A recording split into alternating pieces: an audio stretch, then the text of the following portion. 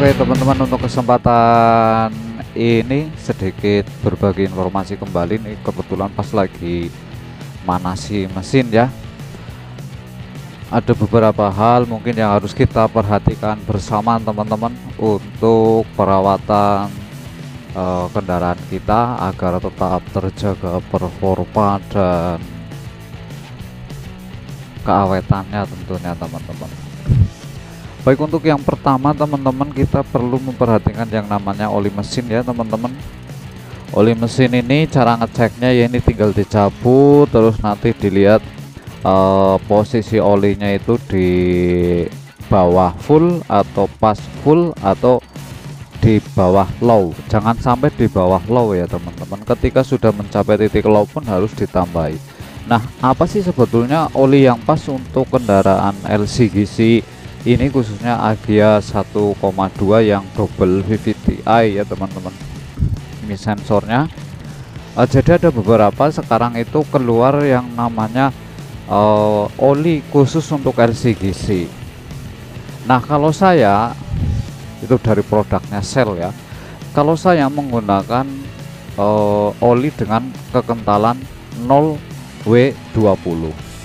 Ada juga yang 5W30. Nah, kenapa saya pilih 0W20? Karena kalau 0W20 berarti tingkat keenceran olinya itu dia lebih encer daripada yang 5W30, sehingga dengan keenceran oli tapi yang tetap masih direkomendasikan itu akan membuat mesin itu bekerjanya enteng teman-teman, dan keenceran oli itu mampu menembus ke sela-sela dari saluran oli yang ada di mesin.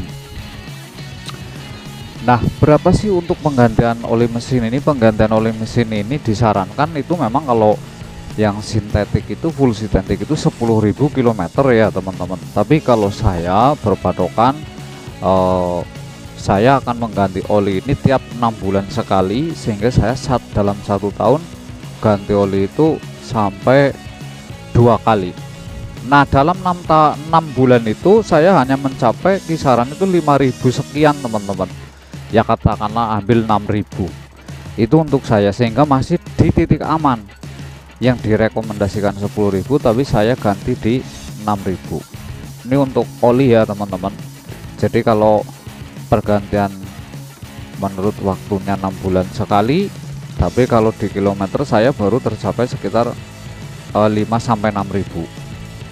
Nah, kemudian berikutnya teman-teman, untuk kapasitas olinya itu 3,5 liter dengan filter baru untuk yang 1200 cc. Nah, setiap kita ganti oli, kalau saya ganti dengan filter olinya, jadi filter oli baru, maka oli yang akan ada di dalam mesin ini pasti semuanya baru, dan itu akan meningkatkan performa. Tidak ada oli bekas di dalam sini. Toh harga filter oli hanya kisaran 30 sampai dengan 50.000. Itu teman-teman. Untuk yang 1000 cc itu kapasitas mesinnya, kapasitas olinya itu 3 liter teman-teman. 3 liter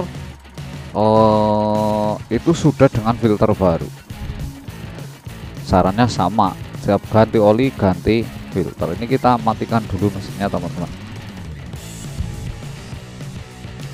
Tuh, posisi sudah di idle. Bisa fokus sih. 600 ya untuk RPM. Untuk intake air temperatur 28, coolant-nya ada temperatur di 78 derajat Celcius. Kita matikan.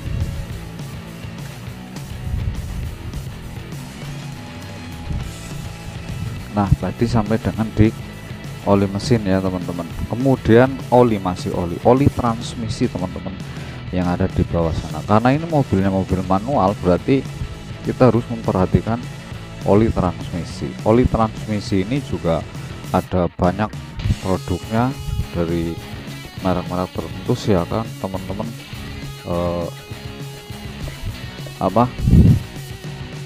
Ganti yang dari merek Toyota juga ada, yang dari merek lain juga.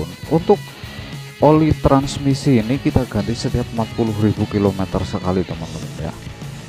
setiap 40.000 km kita ganti oli transmisi yang kapasitasnya sekitar 1,5 sampai dengan 2 liter. Kalau matic berarti kita cek oli maticnya, perhatikan untuk pergantiannya juga ya. Kemudian air radiator teman-teman, air radiator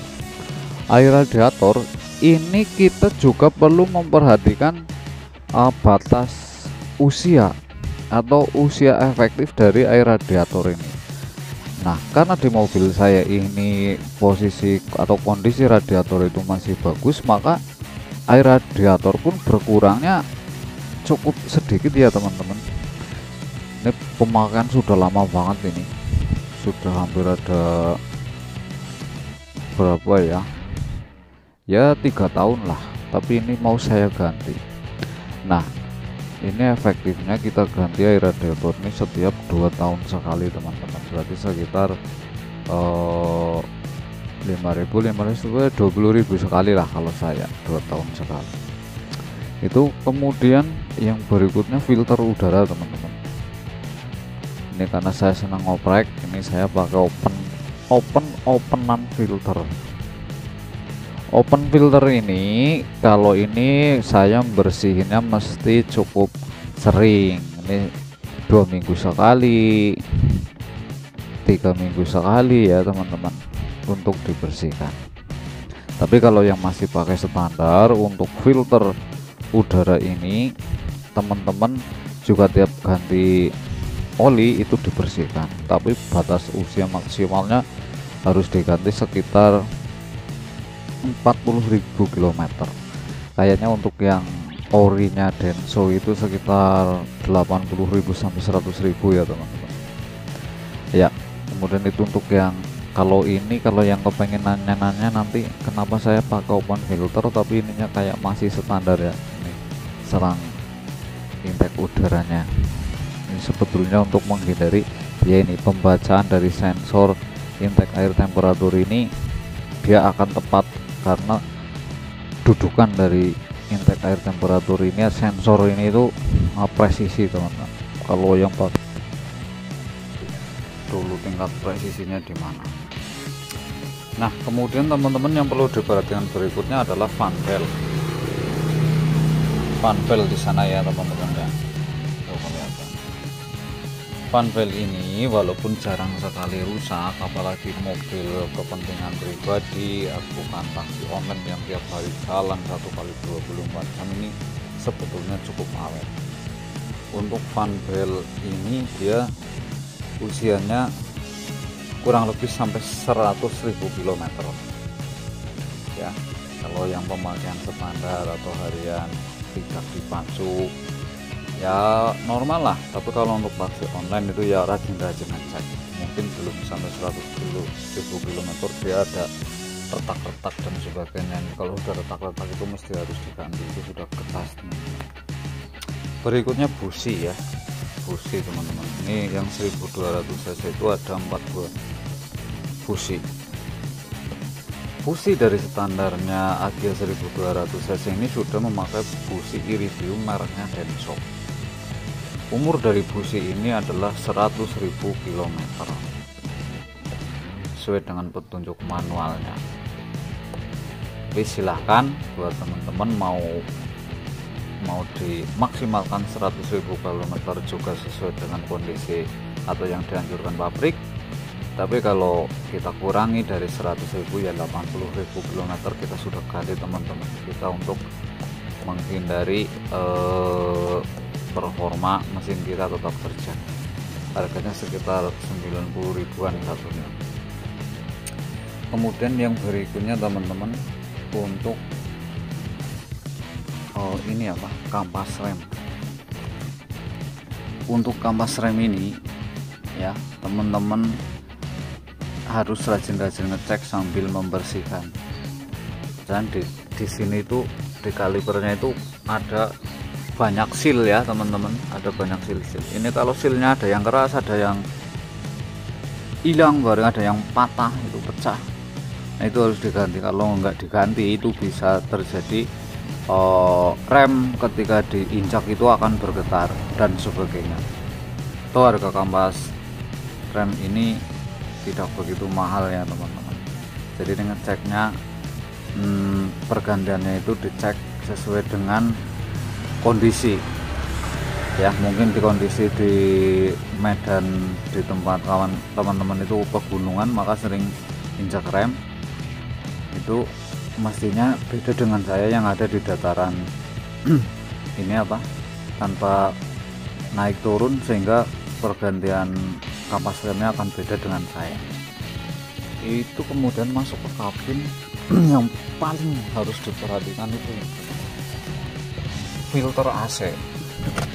Filter AC yang ada di dalam sini, ini kita buka, kita tinggal tarik filter AC nya, kita cek sesuai dengan kondisi saja teman-teman. Kalau teman-teman sering menghidupkan AC pintunya terbuka seperti ini tuh sebetulnya tidak baik, karena nanti udara yang kotor itu akan terhirup masuk ke filter, sehingga filter akan cepat kotor.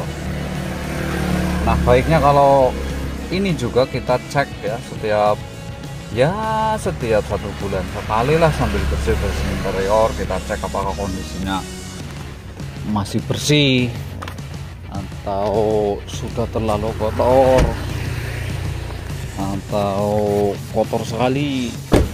Kalau masih bisa disemprot-semprot, jadi semprot-semprot. Kalau semisal harus ganti ya ganti teman-teman, karena untuk AC itu, udara AC yang ada di dalam mobil itu, dia disedot, difilter dengan filter AC ini, dan kemudian dikeluarkan lagi. Sehingga kalau filter AC nya sudah kotor, berarti yang dihirup, udara yang dihirup itu ya udara kotor teman-teman, yang ada di kabin ya. Untuk sementara itu saja teman-teman. Mungkin teman-teman ada yang bertanya, ini selang kok kayak custom ya? Ya betul, ini saya pasang namanya alat itu HCS X, HCS tembaga XXX. Ini isinya teman-teman itu Pertamax turbo. Nah ini dari jalur valve ya, masuk ke reaktornya itu tembaga itu nempel di header knalpot, sehingga dia ikut panas. Nah ini uap oli masuk ke sini, terus kemudian uap Pertamax juga masuk ke reaktor, kemudian diolah, dia disalurkan ke ruang pembakaran, ke kanister. Ini jadi suplemen bahan bakar, dan ini berpengaruh sekali teman-teman. Ini sangat menambah akselerasi lah menurut saya. Itu kemudian apalagi, nah ini teman-teman, saya sudah mengganti throttle body teman-teman.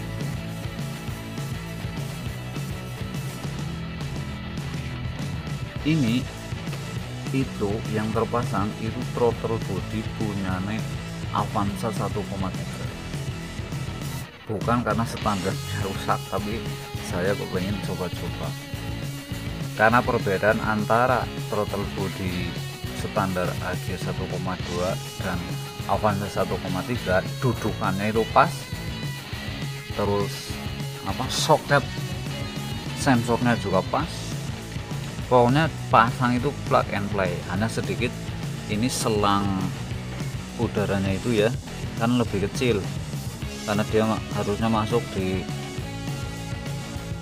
throttle body orinya, ini enggak masuk, sehingga perlu saya klaim dengan karet-karet aman.